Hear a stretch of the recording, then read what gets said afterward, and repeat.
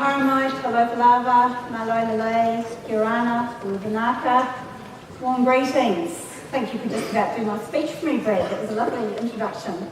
Normally I write a fairly formal speech, and it's the only time of the year I do.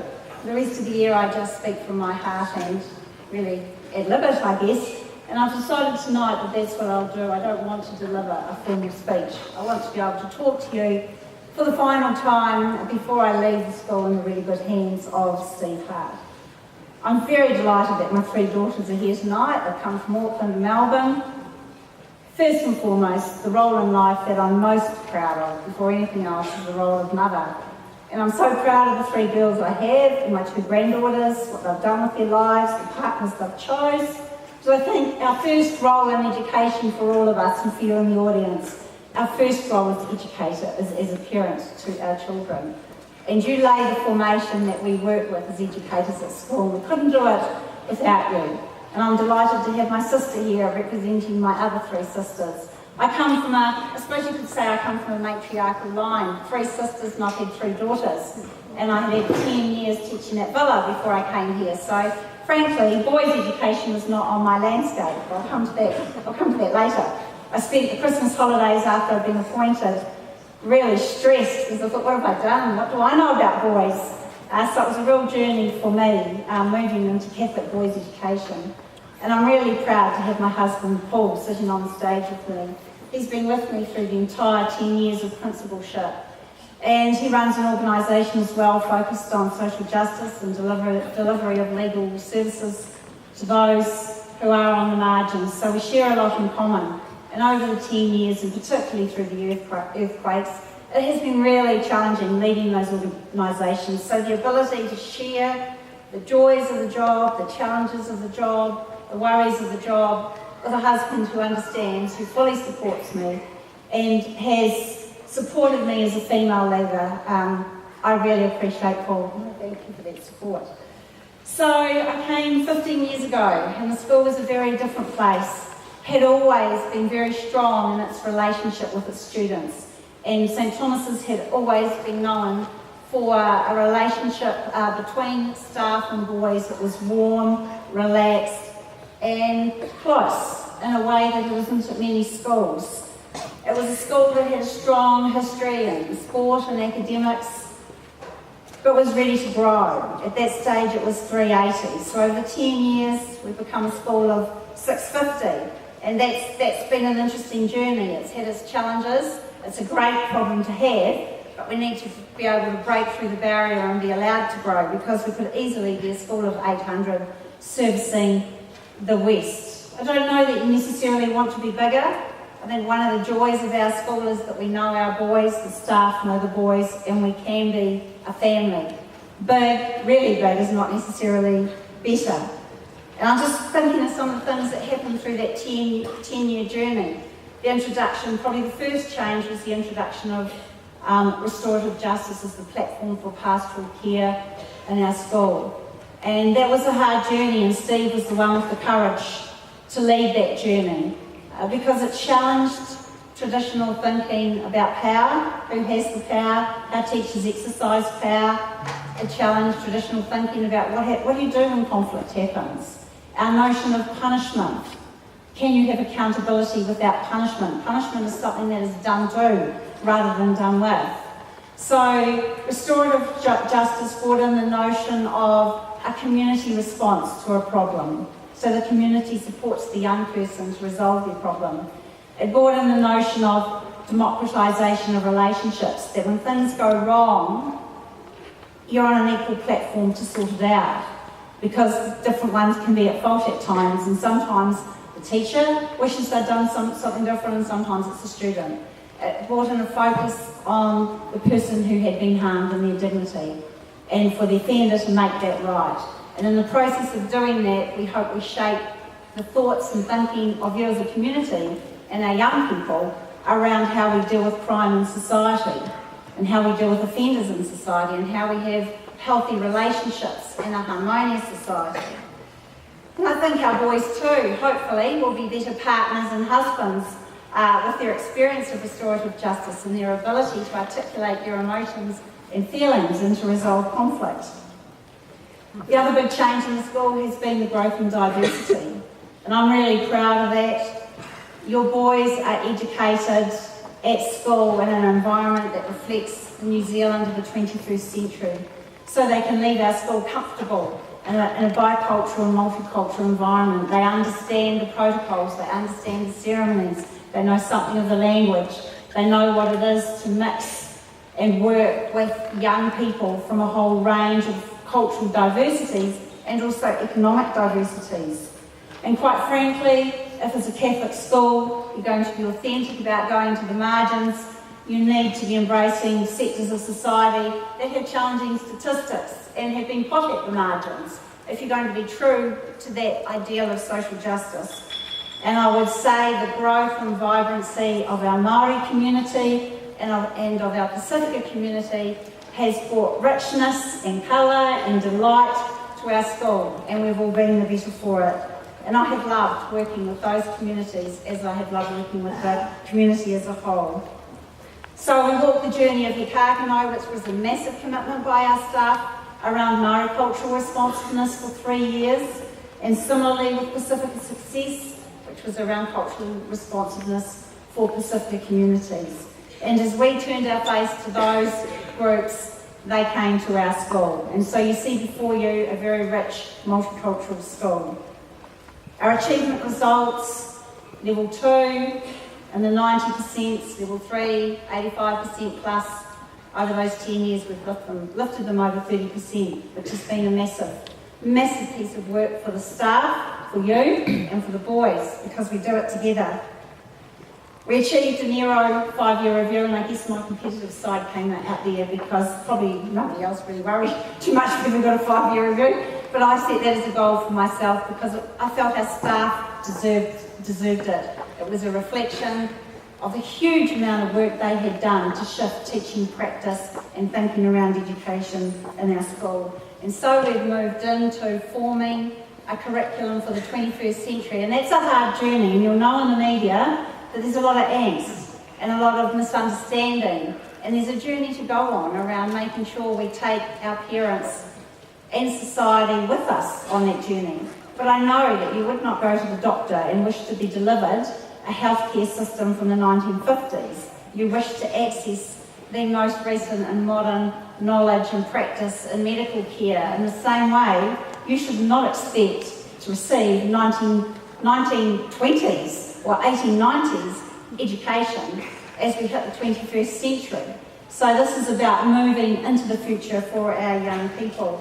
And the culmination of that is the list of names you saw up there before.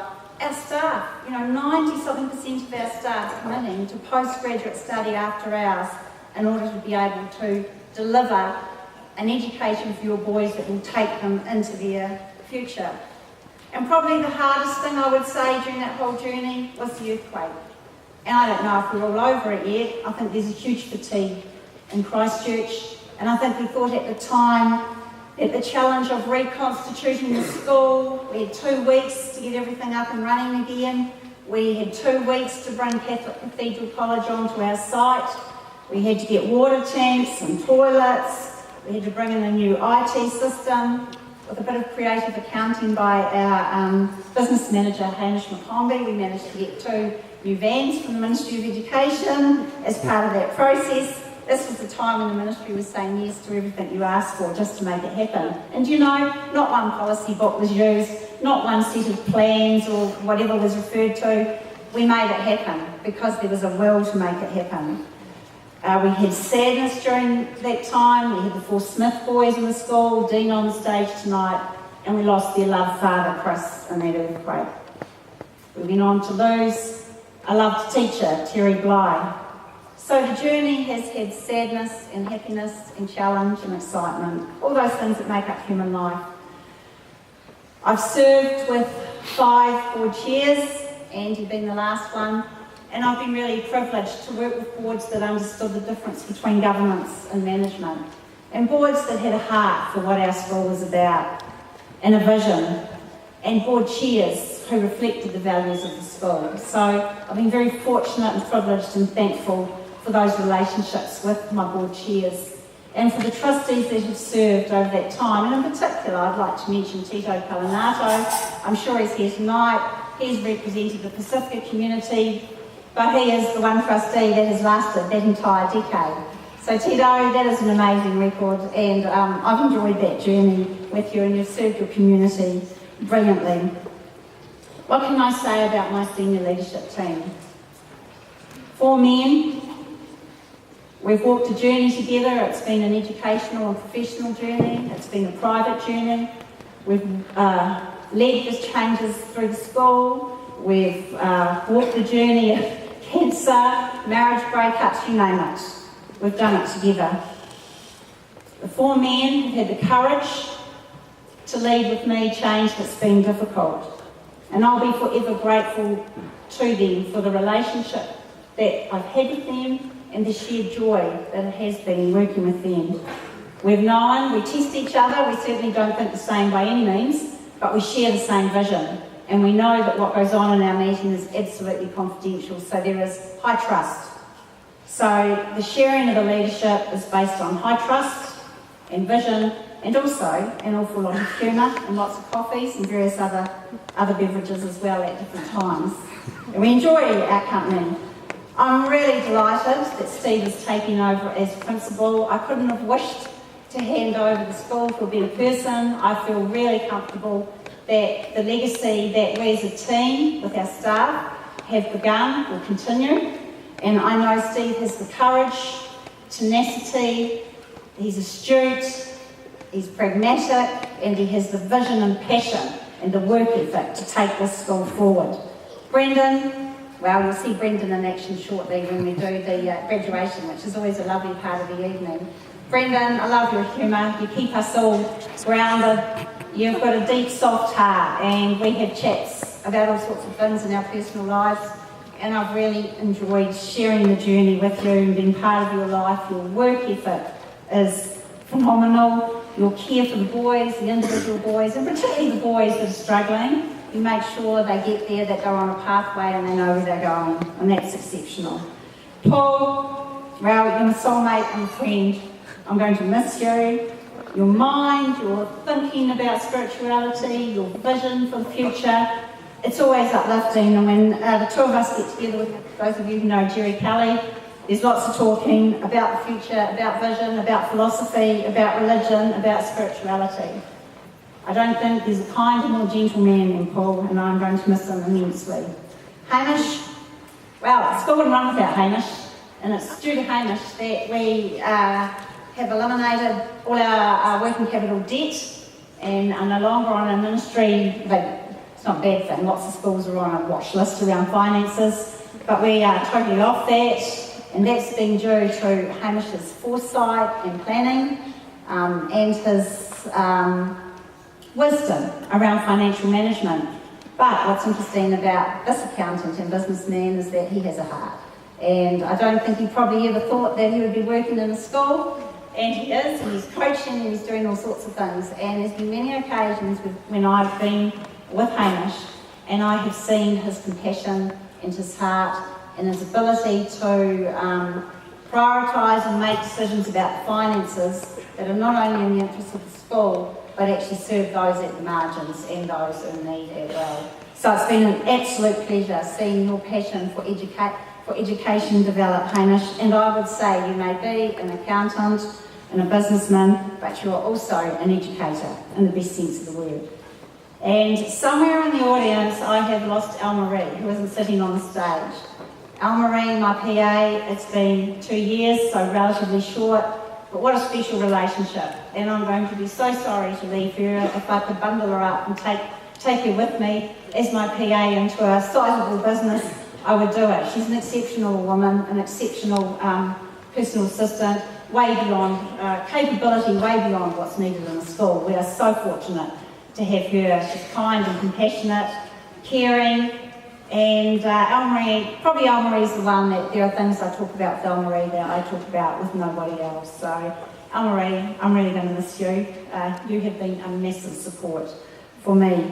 And to our new SLT, I obviously wish Steve well as principal, but to the 3 new APs, Brad, Hamish and Richard, I've earned those positions. They've worked hard, Richard leading in the pastoral care and restorative justice, Hamish and Brad in curriculum innovation in the middle school. Very exceptional young men. So you have got an outstanding senior leadership team moving forward. And the rest of the staff, I'm proud of our staff. I have thoroughly enjoyed working with them.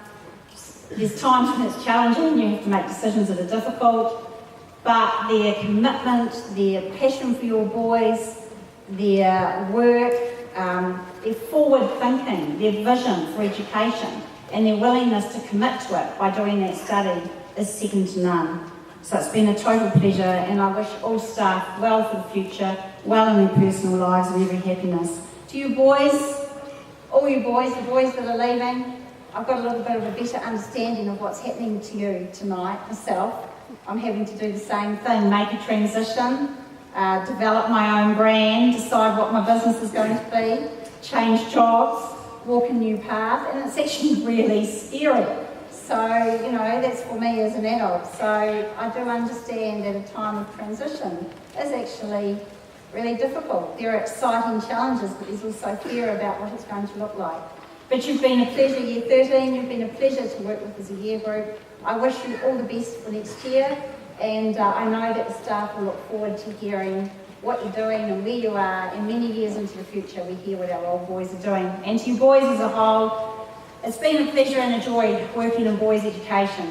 Boys are fun, loyal, affectionate, creative, inquisitive, challenging at times, but an absolute pleasure to educate and work with, and I would never have had it any different. And to the families out there, thank you for your support of my principalship over the last decade. Thank you for your support when we have done things differently, gone down the restorative justice track, going down the 21st century track of learning, becoming a multicultural school, because that's a whole learning journey for you as well, and you've walked us with us. And thank you for the sons that you have given us to work with. You're fine parents. You've got fine boys. Fine boys come from fine parents. They don't happen by accident. So thank you for what you do as parents and for your support of us as educators. And finally, we're an Edmund Rice school, so we deliver the charism of the Christian brothers. Sadly, the brothers are ageing, and with issues around the Royal Commission, the brothers themselves have said the brand of the Christian brothers is dead. But the charism of Edmund Rice is not, because it lives within the lay people and the lay educators who take it forward. And you know what our 4 Edmund Rice touchstones are, what an Edmund Rice education is about. It's about inclusiveness, it's about liberating education, it's about justice and solidarity, and it's about gospel spirituality.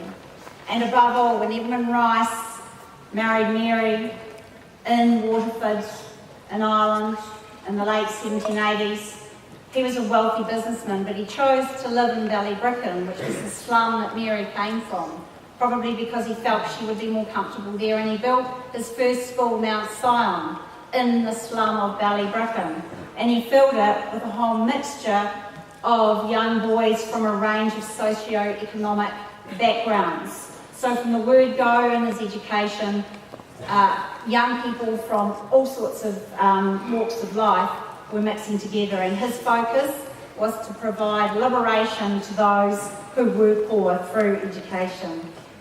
And I believe that we are doing that we are authentic to those touchstones in a whole range of ways. Challenges for the future.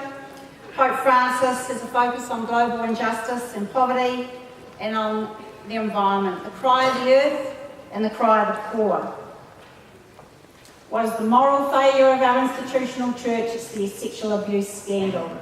And I don't believe men in white collars any longer have moral authority over the bedrooms of the laity. And the sooner they move their focus to the call for global justice and to the environment, the better. The church is an important part of the mission of the Gospels, but it is not the mission. The people are the mission. We are the mission. This diocese can be oppressive at times for its educational leaders. Probably the greatest disappointment of my principalship is the total lack of strategic leadership in Catholic education out of our diocese. We could be the leaders in this diocese, and we should be the leaders in this diocese, because Catholic education delivers so much more than just secular learning. It delivers how to live in life, how to live with each other, how to create a better world, how to resolve some of the issues of poverty and injustice. I do hope that leadership comes in the future, and that the example of Pope Francis is picked up by our institutional church, and maybe a few more women in the institutional church might change things as well. So that's my word on that. It's been a joy and a privilege, an absolute joy and a privilege being principal of this school. I have no intention to be a principal of another school. I've given my heart and soul to this school, and I've been given the hearts and souls of staff and boys and families back. My wish for you boys is that we educate in a way that you leave and live your life whole, happy, secure, free and creative. That you have loving and free lives, and that you're secure in your personal identity, your cultural identity, your family identity and your sexual identity. And I think if you have a free, loving and happy life, we've done our job alongside your parents. Whātai lava, kia kaha, kia maia, kia manu nui, nō reira, tēnā koutou katoa.